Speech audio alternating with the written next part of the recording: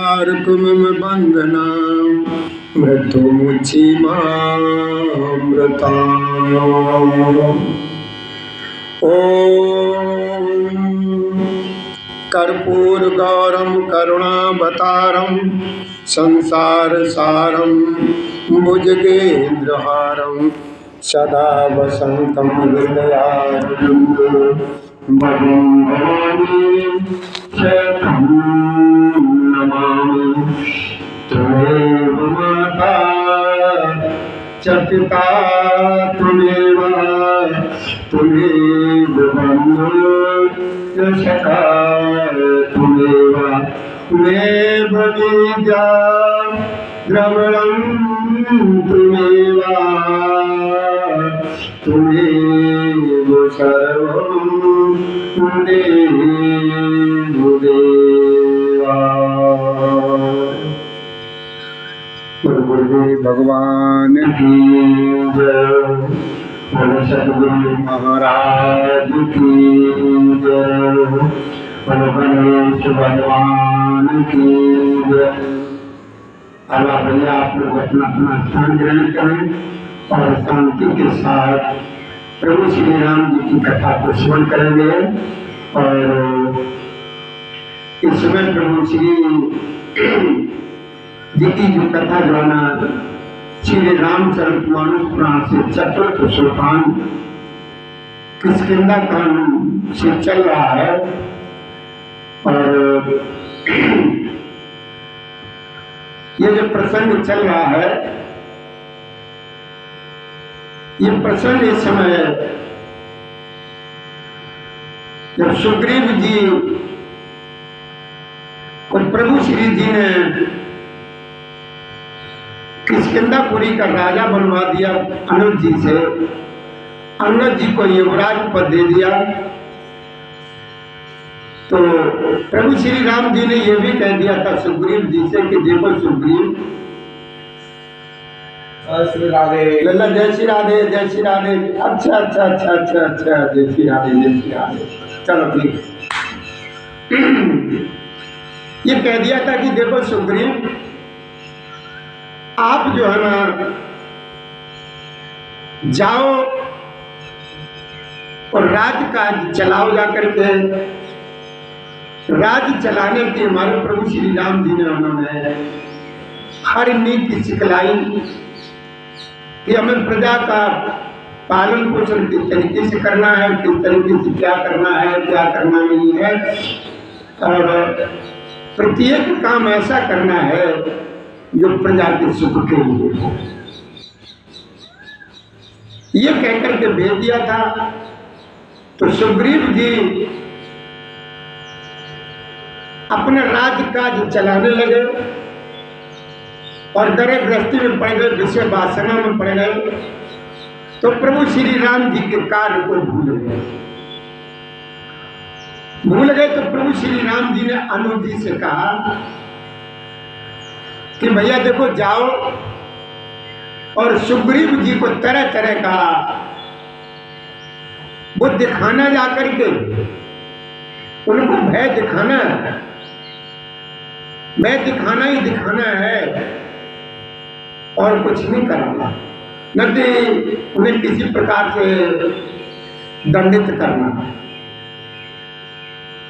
तो हनुमान जी पहले पहुंच गए थे, लक्ष्मण जी बाद में पहुंचे हैं। तो हनुमान जी ने सुग्रीव जी को सब कुछ याद दिलाया और याद सब कुछ दिलाया तो उन्होंने अपनी गलती को महसूस किया। तब तक जो ना भैया लक्ष्मण में वहां पहुंच गए। तो लक्ष्मण जी को वो ले गया अपने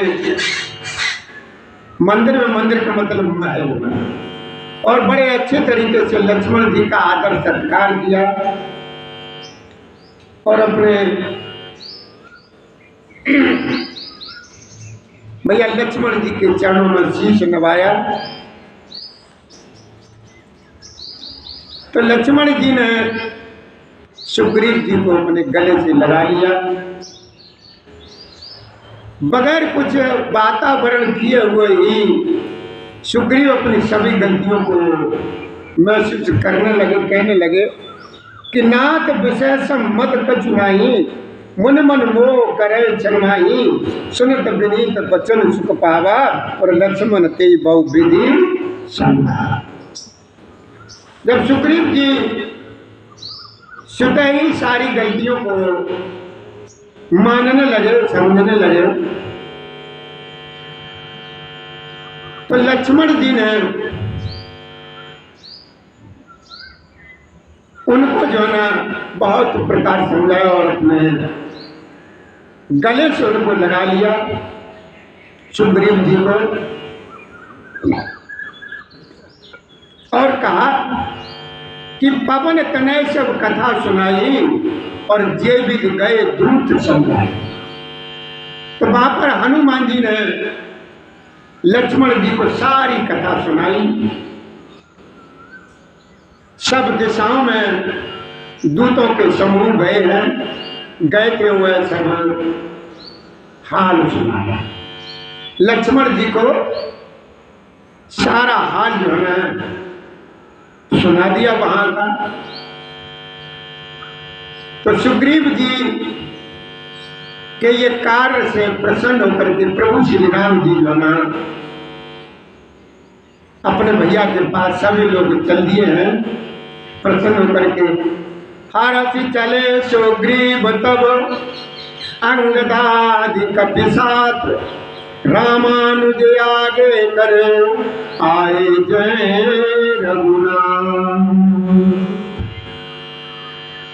ये बाबा भोलेनाथ मैया पार्वती को समझा रहे हैं कि देखो मां, अब ये सभी लोग प्रभु श्री राम जी के पास चल दिए हैं। अंगद है बानर, अंगद आज बानरों को साथ लेकर के श्री राम जी के छोटे भाई लक्ष्मण जी को आगे करके, अर्थात उनके पीछे पीछे सुग्रीव हासिल होकर के चले हैं जहां प्रभु श्री राम जी ठहरे हुए हैं। यही कल प्रसंग चल रहा था और इससे आगे की कथा को आप श्रवण करेंगे। आप सभी लोग अपना अपना स्थान ग्रहण करें। हमारी तरफ से हमारे शिव धाम आश्रम के जो भी कार्यकर्ता हैं और जो भी संबंधित लोग हैं, सभी लोगों की तरफ से प्रभु श्री राम जी की कथा की श्रोताओं को यानी भक्तों को आज की राम राम स्वीकार हो। जय श्री राधे, जय श्री कृष्ण गोविंद हरे मुरारी, हे नाथ नारायण वासुदेवा हे। और देखिए हाँ भैया, शिवधाम आश्रम को जो प्रभु श्री राम जी की कथा का आयोजन होता है श्री रामचरितमानस पुराण के, तो प्रत्येक कांड की एक एक चौपाई का आपको कुछ सुनाया जाता है। कोई भी चौपाई, कोई भी दोहा, कोई भी छंद, कोई भी सोलढ़ा छोड़ा नहीं जाता है। इसलिए जो है ना हमारी प्रभु श्री राम जी की कथा सुनाने में कम से कम 1.5 साल लग जाती है। रामचरितमानस पुराण की पूरी कथा बाल कांड से लेकर के उत्तर कांड तक करीब करीब 1.5 साल लग जाती है, और एक अध्याय यानी एक सोपान समाप्त होने में कम से कम 1.25 महीना लग जाता है। न कि ये कोई ये सोचे कि प्रत्येक दिन ये किसकिंदा कांड ही चलता रहता है या अयोध्या कांड या बाल कांड। तो एक एक चौपाई का अर्थ सुनाया जाता है, कथा श्रवण कराई जाती है, जिससे किसी को ये न लगे कि हमने कथा भी सुनी और कुछ मिला नहीं। तो प्रभु श्री राम जी की कथा श्रवण करने से पहले हम सभी लोग एक भगवान का कीर्तन बोलेंगे गोविंद जी का।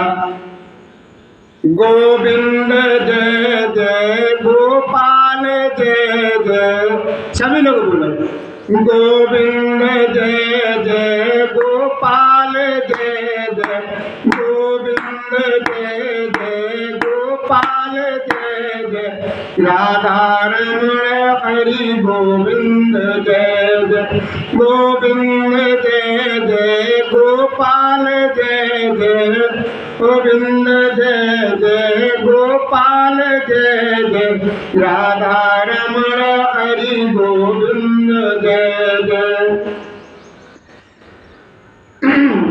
ब्रह्मा की जय जय विष्णु की जय जय, बोला सभी लोग बोलो। ब्रह्मा की जय जय विष्णु की जय जय उमापति शिव शंकर की जय जय उमापति शिव शंकर की जय जय गोविंद जय जय गोपाल जय जय गोविंद जय जय गोपाल जय जय राधा रमण हरि गोविंद जय जय। राधा की जय जय रुक्मिणी की जय जय राधा की जय जय रुक्मिणी की जय जय मोर मुकुट बंसी वाले की जय जय मोर मुकुट बंसी वाले की जय जय गोविंद जय जय गोपाल जय जय गोविंद जय गोपाल जय जय राधा रमण हरि गोविंद जय जय। गंगा की जय जय यमुना की जय जय गंगा की जय जय यमुना की जय जय सरस्वती तिरुवेणी की जय जय सरस्वती तिरुवेणी की जय जय गोविंद जय जय गोपाल जय जय गोविंद जय जय गोपाल जय जय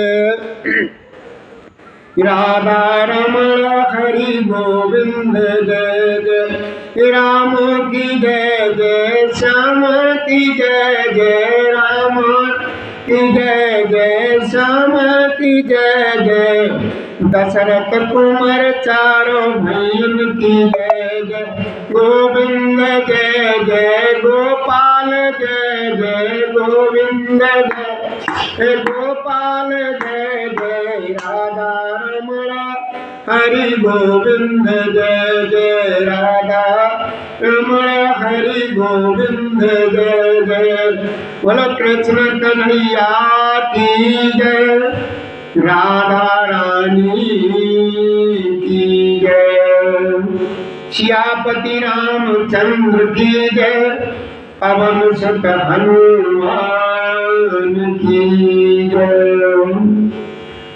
अब सभी लोग भैया चलिए कथा की तरफ चलते हैं और किष्किंधा कांड में अभी हम चल रहे हैं और इसके बाद जो है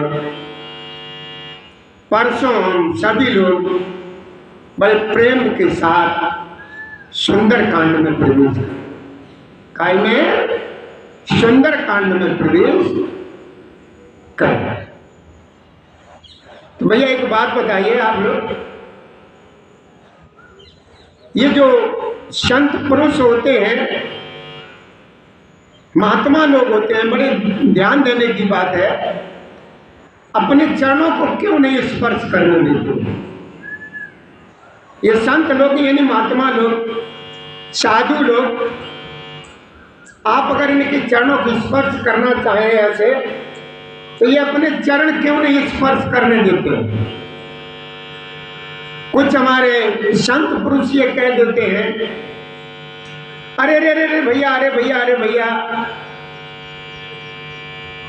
जब चरण स्पर्श करने वाला भक्त उनके चरण स्पर्श कर लेता है तो वो कह देते हैं कि तुमने हमारा सारा किया के आया, तुमने सब छीन लिया था, जो कुछ हमने मेहनत की थी वो तुमने सब छीन लिया, ये कह देते हैं क्या। लेकिन इसका मुख्य उद्देश्य ये नहीं होता है, मुख्य उद्देश्य इसका ये होता है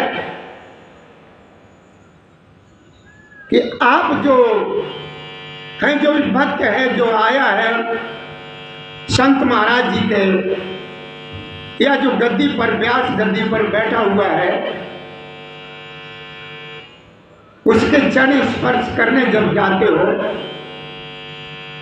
तो मना इसलिए करता है कि आप पता नहीं किस तरीके का, किस प्रकार का भोजन करके आए हो और कहां से आए हो और किस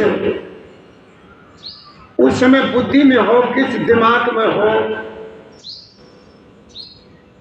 वो पता नहीं। आप जो गलत भोजन करके आए हो, भोजन खा के आए हो, कहीं उसका असर मेरे ऊपर नहीं पड़ जाए।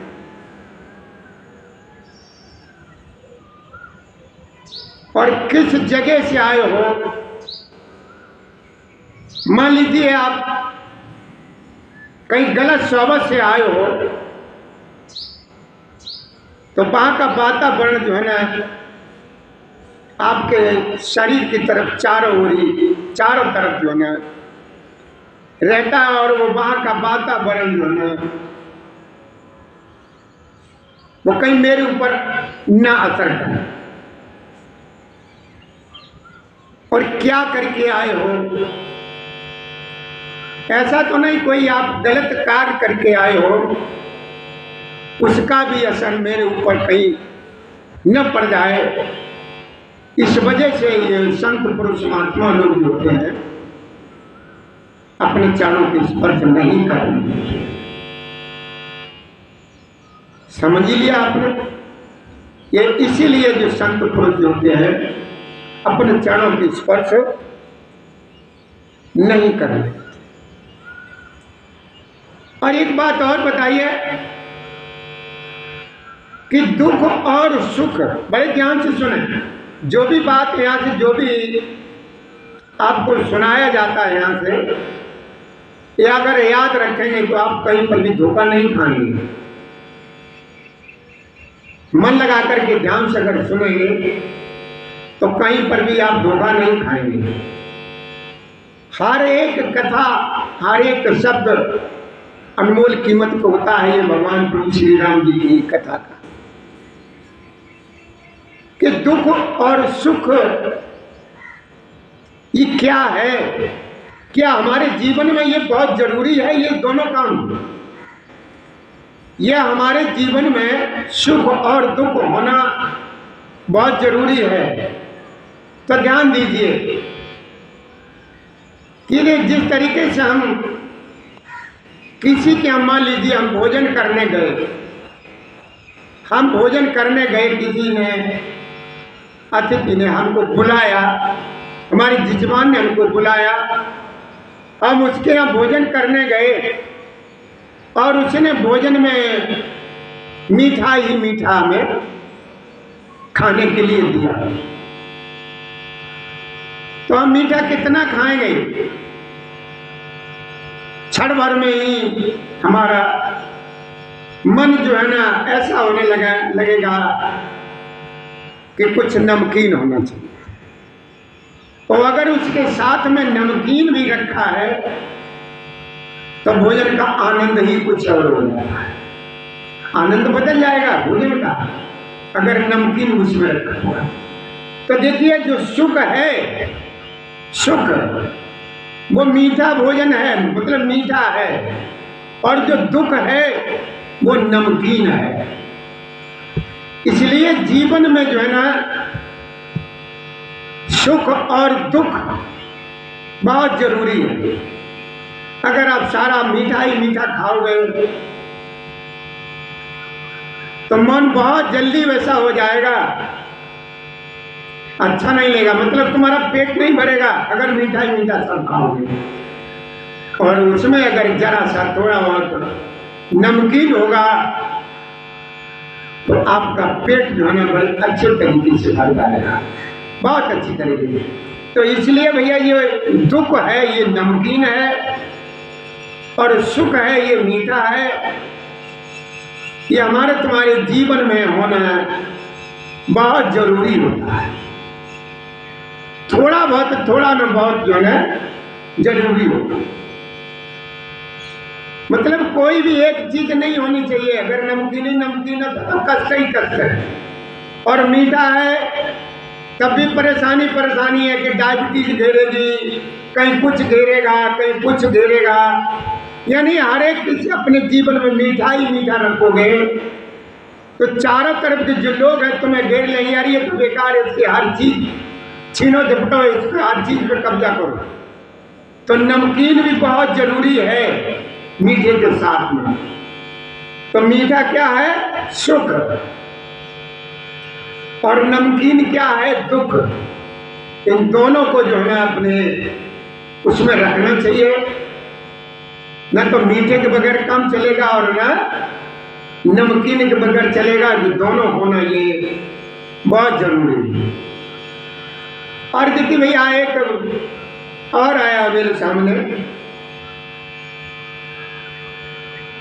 कि भगवान कन्हैया ने वो कौन से थे जो मर गए थे, यानी मरे हुए उनकी हड्डी भी गलने में आ गई थी, कई वर्षों के बाद उनको जिंदा किया था।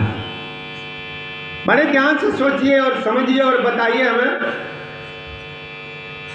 कि हमारे कृष्ण भगवान ने वो कौन था काफी समय के मरे हुए को जिंदा किया था। ध्यान दीजिए, वो कौन था? अगर मालूम है तो बताने की कोशिश करें, और नहीं मालूम है तो सुना। देखिए, हमारे कन्हैया के गुरु कौन थे? कृष्ण कन्हैया के गुरु कौन थे?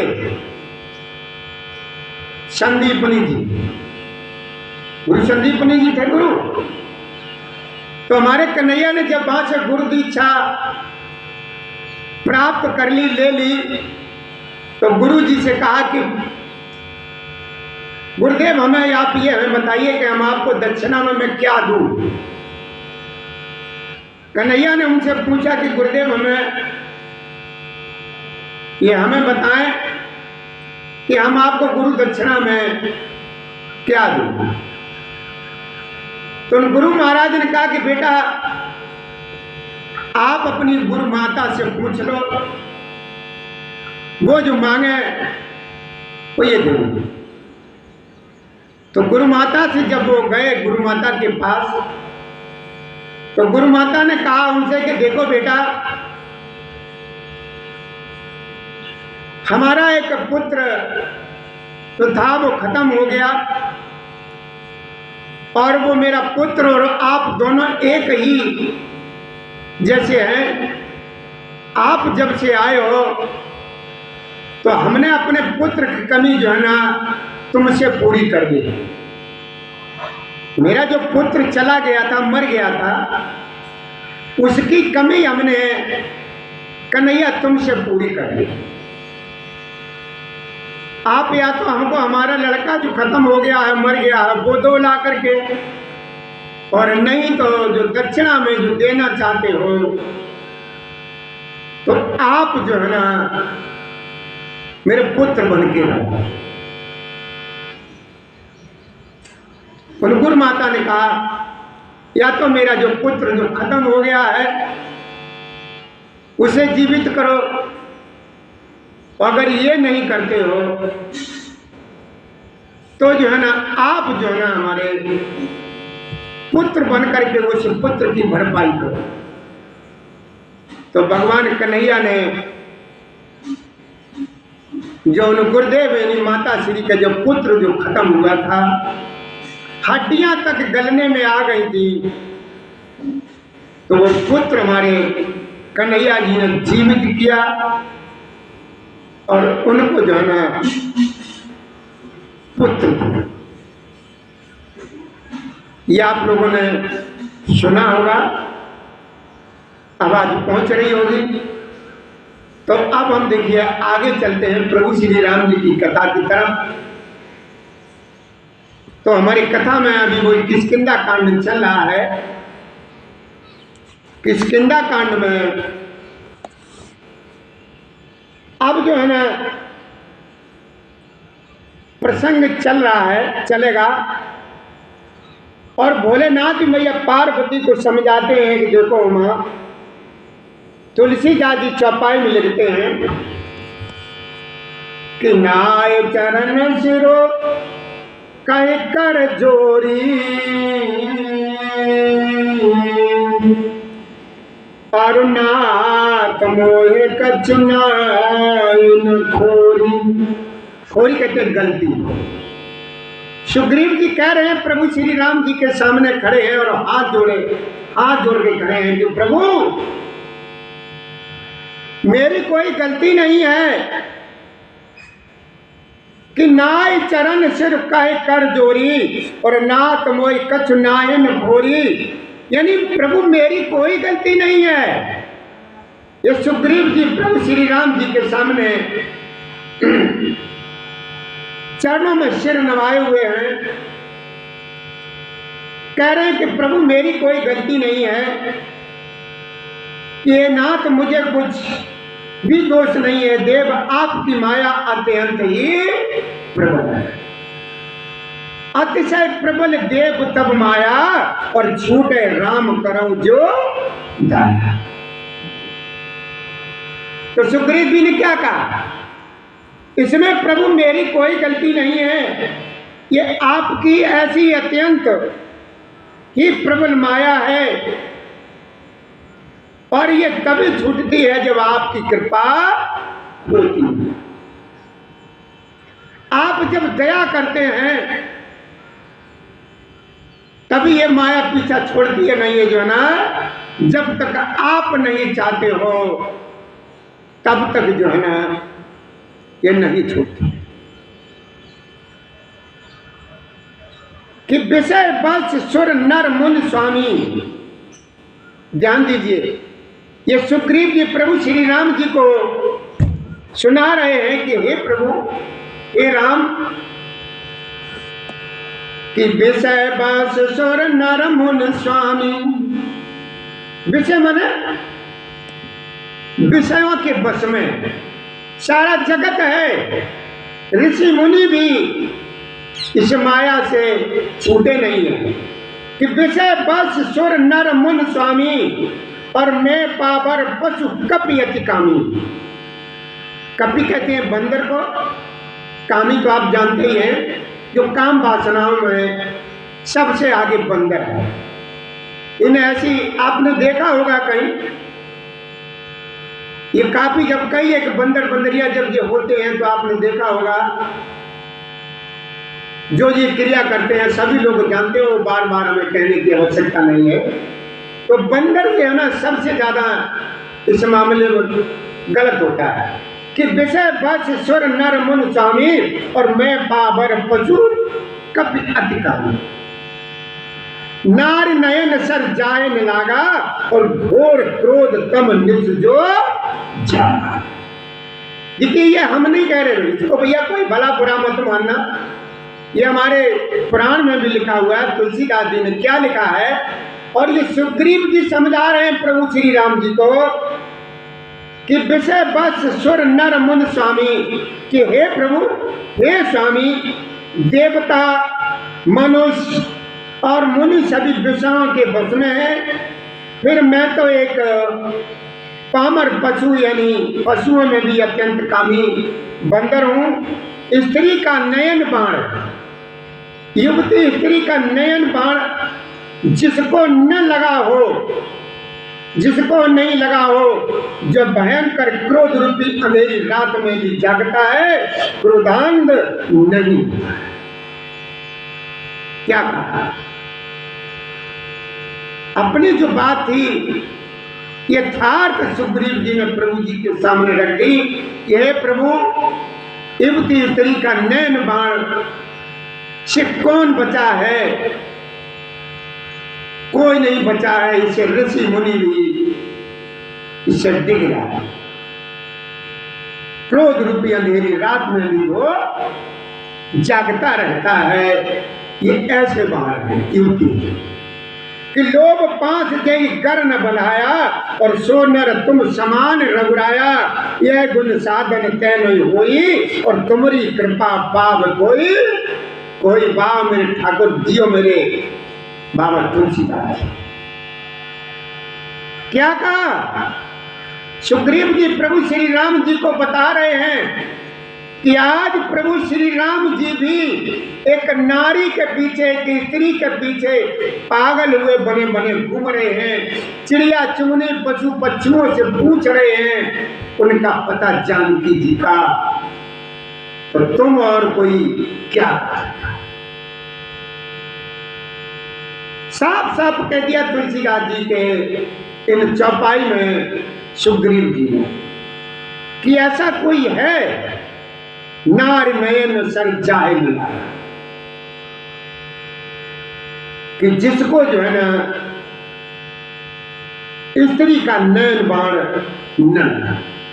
तो आगे क्या कहा है कि लोभ पांच जई कर न बनाया और सो नर तुम समान। और प्रभु भोलेनाथ भी भैया पार्वती को समझाते हैं कि देखो मां, सुग्रीव जी समझा रहे हैं कि लोभ की पांच पांच कहते फांसी को, पांच का फंदा यानी फांसी का फंदा गले में, कि लोभ की फांसी से जिसने अपना गला नहीं बढ़ाया, ये रघुनाथ जो है मनुष्य आप ही के समान है। ये गुण साधन से नहीं प्राप्त होते हैं, आपकी कृपा जिसके ऊपर हो जाती है वही इससे अलग रहता है।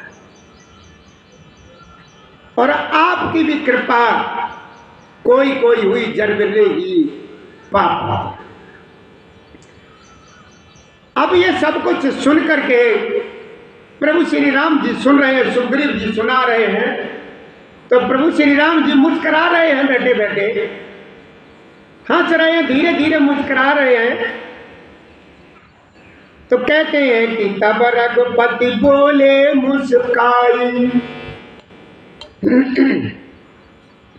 तब बोले रघुपति मुस्काई, और तुम प्रिय मोए भरत जिम भाई। अब सुग्रीव जी ने जिस प्रकार प्रभु श्री राम जी से जो भी बोले, जो आग्रह किया, जो सुनाया, उससे मेरे ठाकुर बहुत प्रभावित हुए और प्रसन्न होकर के कहने लगे कि सुग्रीव तुम जो है ना मेरे भरत के समान प्रिय हो, तुम जो हो भरत के समान प्यारे हो। अब मन लगा करके वही उपाय करो कि हे सुग्रीव, अब तुम जो है ना मन लगा करके मेरा काम करो, जो मैंने तुम्हें कार्य सौंपा है वो कार्य करो, जिससे सीता जी जो है ना जल्दी से जल्दी मिल जाए या उनकी खबर मिले। तो दोहे में कहते हैं बाबा तुलसीदास जी, क्या विधि होत बत कही आए बानर जूथ, नाना बरन सकल दिश देखो की सुबरू। ये सुग्रीव जी में प्रभु श्री राम जी में वातावरण आपस में चल ही रहा था, तो क्या देखते हैं, क्या विधि होत बत कही आए बानर जूत, और नाना बरन सकल दिशे देखो कीस फरू। ये हमारे प्रभु श्री राम जी और सुग्रीव जी में बातचीत चल ही रही थी कि बानरों के झुंड आ गए, अनेकों रंगों के बानरों के दल सब दिशाओं में दिखाई देने लगे। चारों तरफ जिधर निगाह करते हैं उधर जो है बानरों के झुंड दिखाई देने लगे। कि बानर कटक युवा में देखा, सो मूरत जो करण चय लेखा, आय राम पद नावै माथा, और निरट बदन सब होय सनाथ। मतलब सनाथ हो जाते हैं, हर तरीके की उनकी चिंता खत्म हो जाती है, हर तरीके के उनके दुख दर्द खत्म हो जाते हैं, बेकटक हो जाते हैं। और प्रभु श्री राम जी के कार्य के लिए प्रभु श्री राम जी का नाम ले लेकर के जयकारा लगा करके सभी बानर में फुर्ती से उछल कूद करके पता लगाने के लिए चल। बानर कटक युमा में देखा, कटक माने सेना, कटक कहते हैं सेना। मेरे बाबा भोलेनाथ मैया पार्वती को श्रवण कराते हैं कि देखो उमा कि बानर कटक उमा में देखा, और सो मूरख जो करम चय लेखा, आए राम पद नामय माथा, और निरख बदन सब कोई सनाथा। जो प्रभु श्री राम जी के दर्शन कर लेता है वो सनाथ हो जाता है। भोलेनाथ कहते हैं कि देखो मां बानरों की वह सेना मैंने देखी, उसकी जो गिनती करना चाहे वो महान मूर्ख है। इतने अनगिनत रहे बंदर कि उनको कोई गिनती नहीं कर सकता, उनको कोई सामान नहीं सकता, और पता नहीं जाने कितने कितने रंगों के हैं। ऐसा कोई रंग नहीं है जिस रंग का बानर वहां पर मौजूद नहीं है। सब बानर आ करके श्री राम जी के चरणों में मस्तक नवाते हैं और सौंदर्य माधुर्य निधि श्री मुख के दर्शन करके वो कृतार्थ हो जाते हैं। अस कपि एक न सेना माही। ये भोलेनाथ बता रहे हैं कि देखो मां, उन बानरों की सेना में ऐसा कोई बंदर नहीं बचा जिस बानर से प्रभु श्री राम जी ने उसकी कुशल क्षेम न पूछी हो। अब देखिए प्रभु श्री राम जी अकेले हैं और बंदर अनेकों हैं, करोड़ों बंदर हैं, और करोड़ों बंदरों में ऐसा कोई बंदर नहीं बचा जिससे हमारे प्रभु श्री राम जी ने उसकी कुशल और क्षेम न पूछी। सबसे कुशल क्षेम पूछे। अस कह कभी एक सेन माही, राम कुशल जे पूछी नहीं, यह कछु नहीं प्रभु की अधिकाई, और विश्व रूप व्यापक।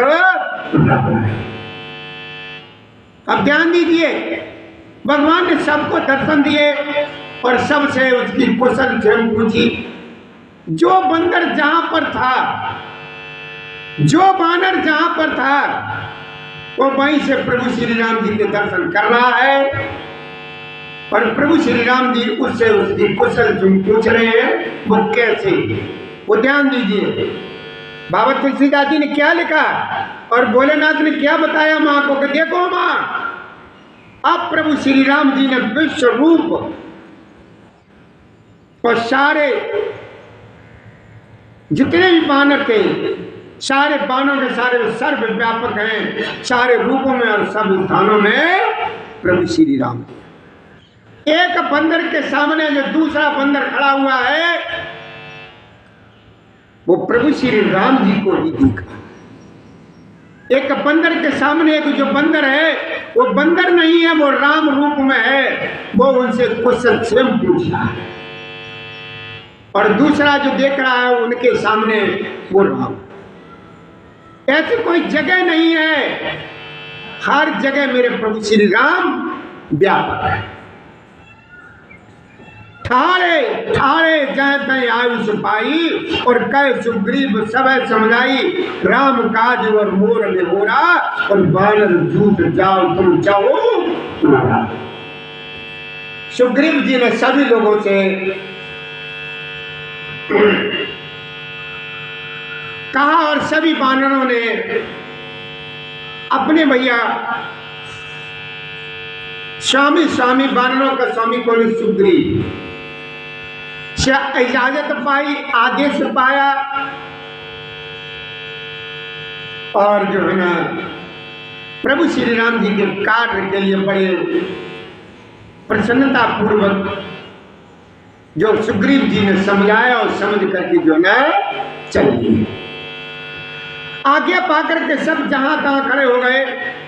तब सुग्रीव जी ने सबको समझा करके कहा कि वानरों के समूह, यह प्रभु श्री राम जी का कार्य है और हम आप सभी लोगों से ये अनुरोध कर रहे हैं कि तुम चारों तरफ जाओ और शीघ्र से शीघ्र जानकी जी का पता लगाओ कि जनक सुता कहूं भोजऊ जाई, मास दिवस में आयो भाई, अवधि मेट जो बिन सुध पाए, और आप बने समोह मराए। मोह मराए का मतलब मेरे हाथों से ही वो मारा जाएगा, मैं ही उसका दुनिया से अलविदा कर दूंगा। ये सुग्रीव जी ने कहा, जो बगैर पता लगाए एक मास का मतलब 1 महीना, और एक पखवाड़े का मतलब होता है 15 दिन। एक पखवाड़े का मतलब 15 दिन, एक मास का मतलब 1 महीना। तो सुग्रीव जी क्या कहते हैं कि जनक सुता को भोजो जाई, और मास दिवस में आयो भाई, अवधि मेट जो बिन सुध पाए, और आबे बने सुमोए। तो बाबा भोलेनाथ मैया पार्वती को समझाते हैं, कहते हैं कि देखो माँ, सुग्रीव जी ने कहा कि जानकी जी को खोजो, हे भाई महीने भर में वापस आ जाना। जो महीने भर की अवधि बिता करके बिना पता लगाए ही लौट आवेगा, उसे मेरे द्वारा मरवाते ही बनेगा, अर्थात मुझे उसका वध करवाना ही पड़ेगा। अब जो है ना जितने भी बानर थे सबको ये डर हो गया कि जानकी जी का हर हाल में पता लगाना है। वो अगर पता लगा करके नहीं आते हैं तो मेरा स्वामी है ना मुझे खुद ही मरवा। बचन सुनत सब बानर जय तय चले तुरंत, तब सुग्रीव बुलाए अंगद नल हनुमान।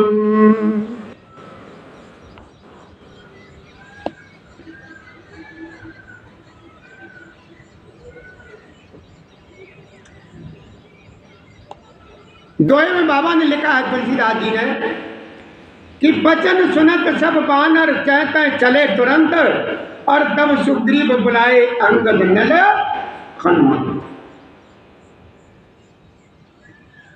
भोलेनाथ कहते हैं कि देखो मां, ये सुग्रीव जी के ये वचन सुन करके सभी बानर तुरंत जो है ना जहां तहां मतलब प्रत्येक दिशा में अलग अलग दिशाओं में चल दिया। और सुग्रीव जी ने अंगद नल हनुमान आज जो प्रधान मुख्य योद्धा थे उनको जो है ना अपने पास बुलाया और समझाया। क्या कहा सुग्रीव जी ने, वो बड़े ध्यान से श्रवण करेंगे हम सभी लोग कि सुनो नील अंगद हनुमान, अरे सुनो नील अंगद हनुमाना, और जाम भंत मते धीर सुजाना, सकल सुबट मिलता चिन जाऊ, और सीता सुध पूछे सब काऊ।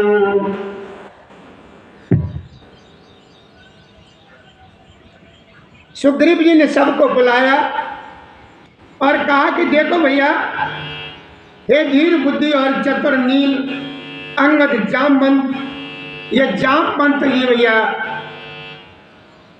यही ब्रह्मा जी हैं जो इस समय इन सेना में जामवंत जी के रूप में ये ब्रह्मा जी हैं। ये जितने भी बानर हैं, जितने भी बानर हैं, जितने भी जीव हैं यहाँ पर, ये सब देवता हैं। ये कोई भैया साधारण बंदर नहीं है। ये जिन्हें आप ये समझ रहे हो कि ये साधारण कोई बंदर हो, ये सुग्रीव जी की सेना हो, ये सब देवता हैं। और ये प्रभु के आने से पहले ही सब यहाँ पर प्रभु जी के इंतजार में किष्किंधापुरी में रहने लगे थे। ये प्रभु जी ने जब मनु और शत्रुपा को ये आश्वासन दिया था, ये वर दिया था कि जाओ हम त्रेता में तुम्हारे यहाँ आएंगे, तुम्हारे पुत्र में हम आएंगे, और मेरी जो भार्या जो लक्ष्मी जी है वो जनकपुर में जानकी नाम से आएगी। तब प्रभु श्री राम जी ने इन सभी देवताओं को भेजा था कि जाओ तुम लोग, सभी लोग जाओ, जितने भी ये देव हैं। तो सभी देवता जो है ना उस किष्किंधापुरी में आकर के प्रभु श्री राम जी का आने का इंतजार करने लगे। तो ये जामवंत जी जो हैं, ये ब्रह्मा जी है। ये और इन्हीं ब्रह्मा जी की एक बेटी है जामवंती।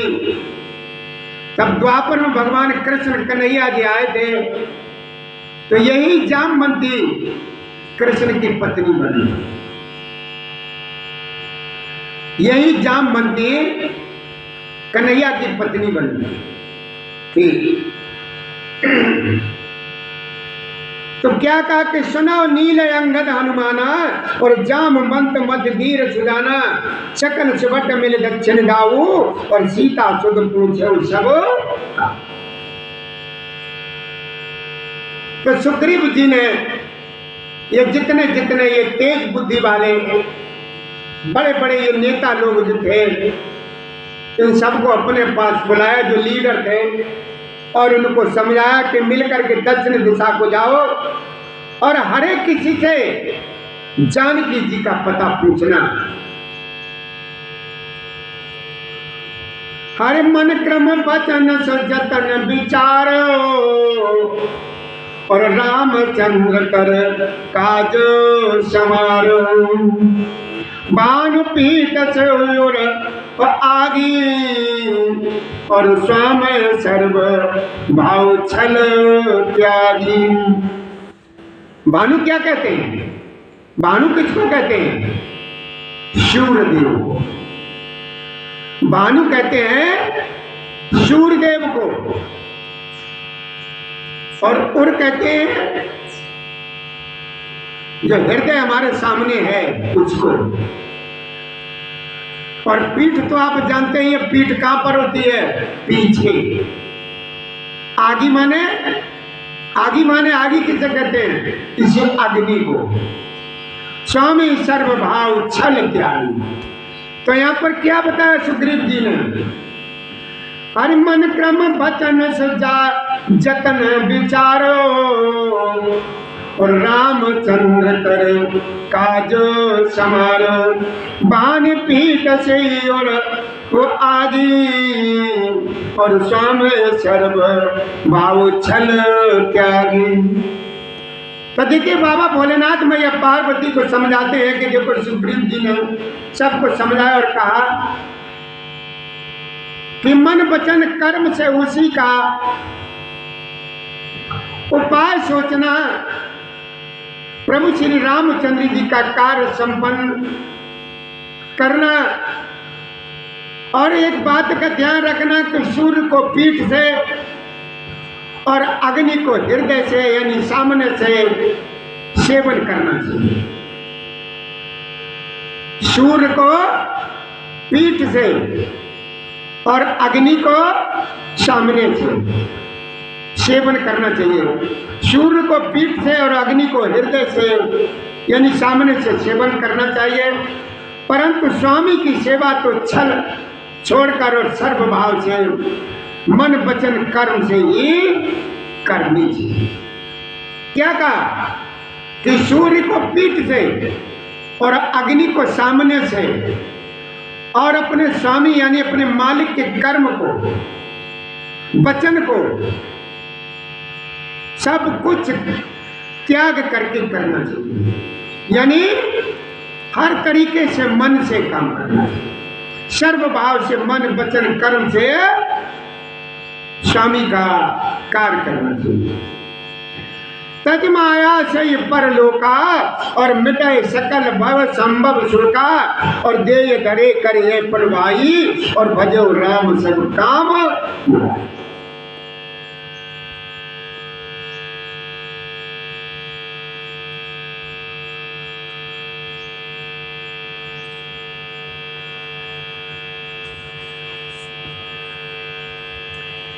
तज माया सोई छई परलोका और मिटाए सकल भव संभव शोका देय धरे करिए फल भाई और भजो राम सब काम। काम भाई मतलब भूल। तो भोलेनाथ भैया पार्वती को समझाते कहते कि देखो उमा, प्रभु श्री राम जी और जो सुग्रीव जी के बीच का ये प्रसंग जो चल रहा है, तो भोलेनाथ मैया पार्वती को समझाते कहते कि देखो माँ, माया यानी विषयों की ममता आसक्ति को छोड़ करके परलोक का सेवन, भगवान के दिव्य धाम की प्राप्ति के लिए भगवत से बारूप यानी साधन करना चाहिए, जिससे जन्म मरण से उत्पन्न सारे शोक मिट जाए। हे भाई, देह धारण करना का यही एक फल है कि सब कामों यानी कामनाओं को छोड़ करके प्रभु श्री राम जी का ही भजन किया जाए। क्या कहते हैं? अब प्रभु कृपा करो ये भांति।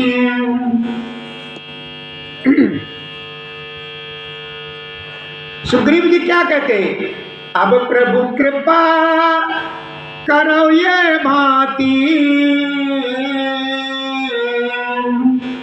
हर सब तज भजन करो दिन राती। प्रभु मेरे ऊपर ऐसी कृपा करिए, ऐसी कृपा करिए कि हम आपके भजन के अलावा कोई काम न करें। ऐसी कृपा करिए प्रभु मेरे ऊपर। सोई गुणक सोई बड़भागी और जो रघुवीर चरण अनुरागी, आयुष मांग चरण सुरनाई और चले हर से सुमिरत। सुमिरत मतलब याद करते हुए, प्रभु श्री राम जी को स्मरण करते हुए सभी बानर जो है ना प्रभु श्री राम जी का नाम और जयकारा लगाते हुए, उछल कूदते हुए जानकी जी का पता लगाने के लिए सब बानर थे। सोई गुणक सोई बड़भागी, बड़भागी माने वही भाग्यशाली है। भोलेनाथ माँ पार्वती को समझाते हैं, कहते कि देखो माँ, सदगुणों को पहचानने वाला गुणवान तथा बड़भागी वही है जो प्रभु श्री राम जी के चरणों का प्रेमी है। आज्ञा मांग करो चरणों में फिर सिर नवा करके प्रभु श्री राम जी का स्मरण करते हुए सब बड़े प्रसन्न हो करके प्रभु जी का नाम ले ले करके सभी बानर चल दिए प्रत्येक सब दिशाओं को। दिखे वैसे 4 दिशाओं का, तो सभी लोग वो जानते हैं कि दिशाएं 4 होती हैं, लेकिन हमारे उसमें जो है 10 दिशाएं हैं।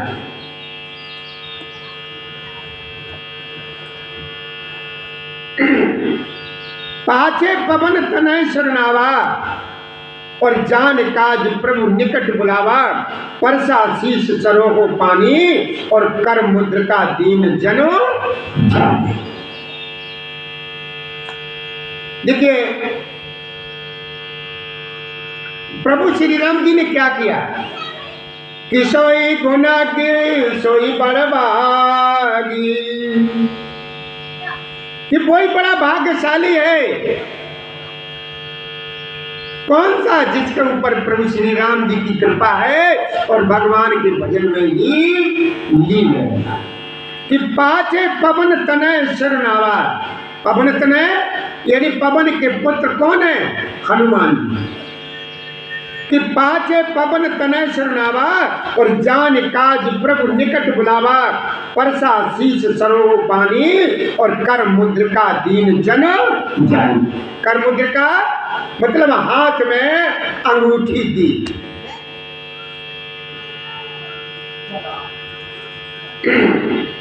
भोलेनाथ ने समझाया, मैया पार्वती को कहा कि देखो मां, सबसे लास्ट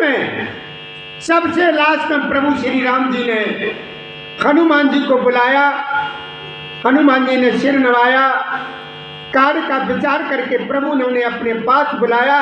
उन्होंने अपने कर कमलों से उनके सिर को स्पर्श किया तथा अपना सेवक जान करके उन्हें अपने हाथ की अंगूठी उतार करके दे दी। अंगूठी उतार करके उन्हें हनुमान जी को दे दी प्रभु श्री राम जी ने। कि पाव प्रकार सीत समुदायो और कैबल बेरे बेग तुम आयो। देख माने जल्दी वापस आना। बाव प्रकार सीत समझायो। प्रभु श्री राम जी अब हनुमान जी को समझा रहे हैं कि देखो पवन तनय, देखो मतलब हनुमान,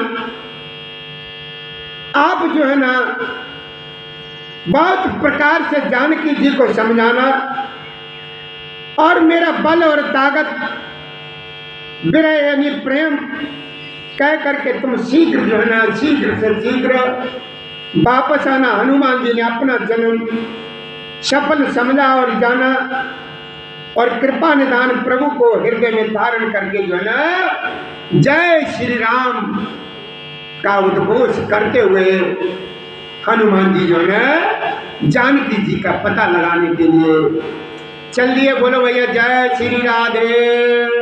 आवाज आ रही है? छोटे को ताली बजा रहा। हाय शाबाश जियो प्यारे, शाबाश बेटा, जुग जुग जियो मेरे लाल, शाबाश। तो बाबा भोलेनाथ भैया पार्वती को समझाते हैं कि देखो मां, इस समय जो है यद्यपि देवताओं की रक्षा करने वाले प्रभु सब बात जानते हैं तो भी वे राजनीति की रक्षा कर रहे हैं। नीति की मर्यादा रखने के लिए सीता जी का पता लगाने की जहाँ तहाँ वानरों को भेज रहे हैं, जबकि वो तो राम ही थे। उन्हें क्या जरूरत थी सीता जी का पता लगवाने की? और सीता जी आकर के ये समझो, अंदाजा लगाइए, सीता जी कोई कहाँ थी, कहीं पर भी नहीं गई थी। सीता जी का जो असली सीता जी, उनका हरण करके कोई नहीं ले जा सकता था और न कोई ले गया। असली सीता जी जो थी वो सीता जी प्रभु श्री राम जी के साथ ही है।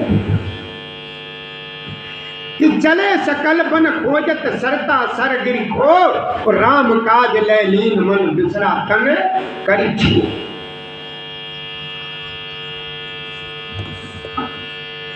मेरे बाबा तुलसीदास जी ने दोहे में क्या लिखा है कि चले सकल बन खोजत, सकल माने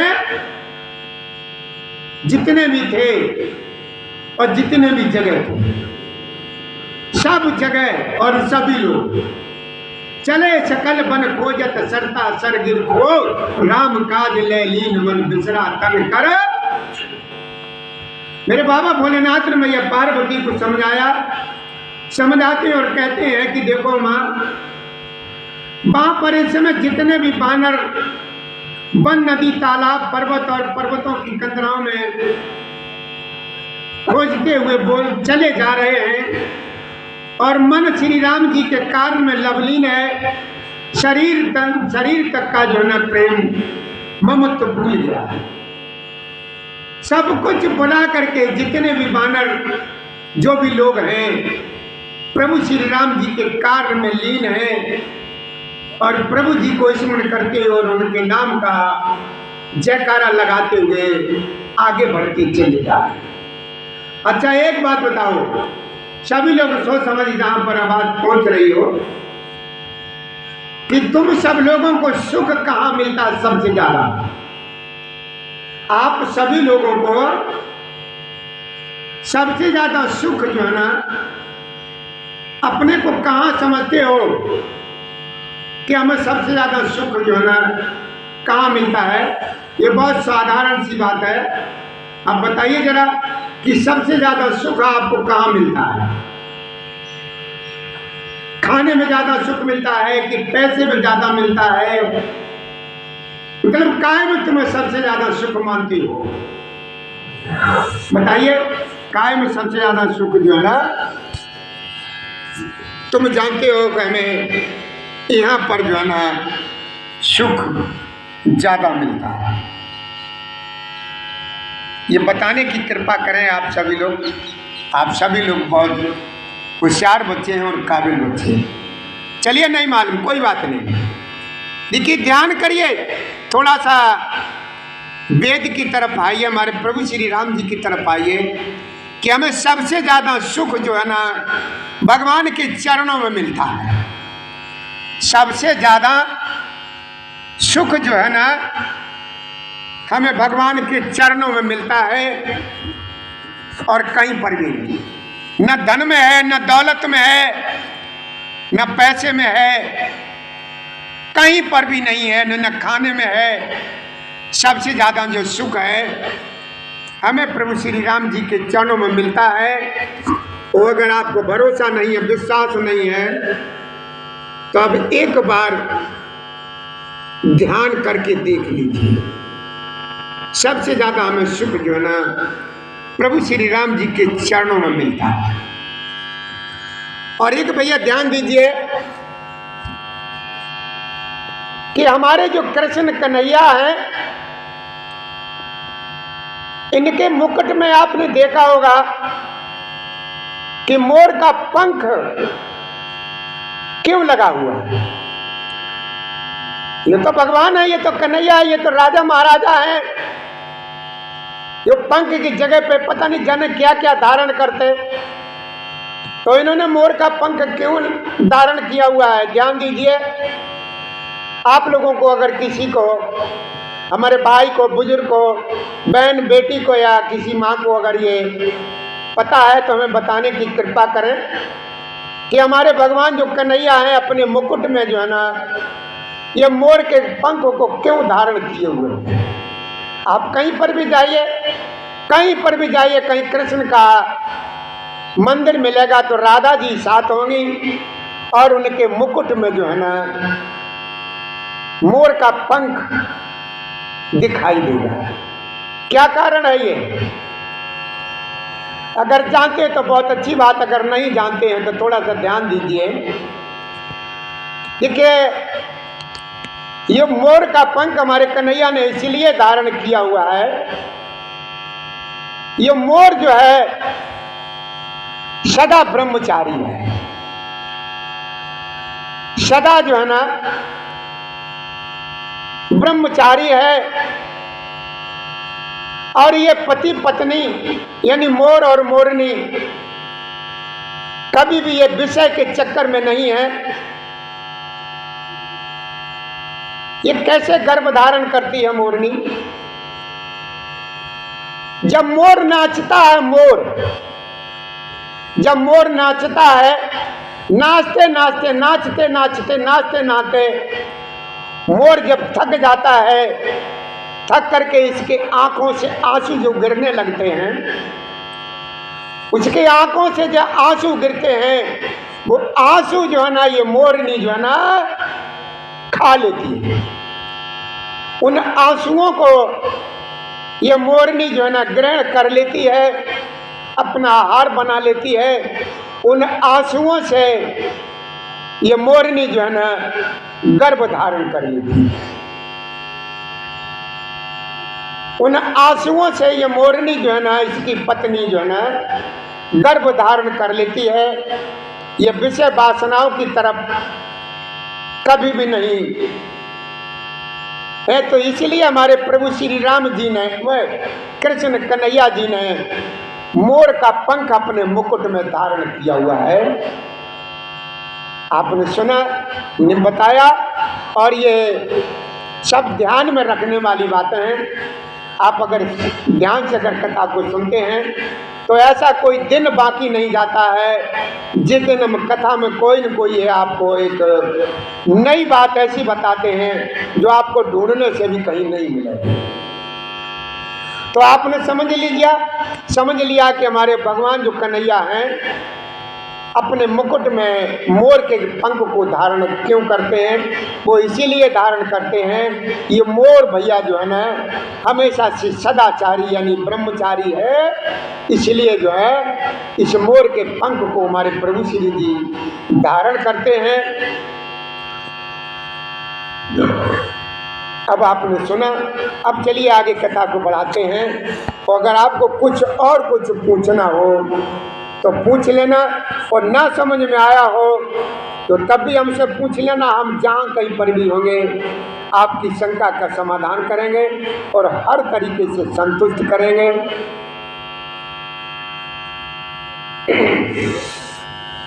तो अब यह है कथा में आगे जो चल रहा है वो वापस चलिए कथा में किष्किंधा कांड में।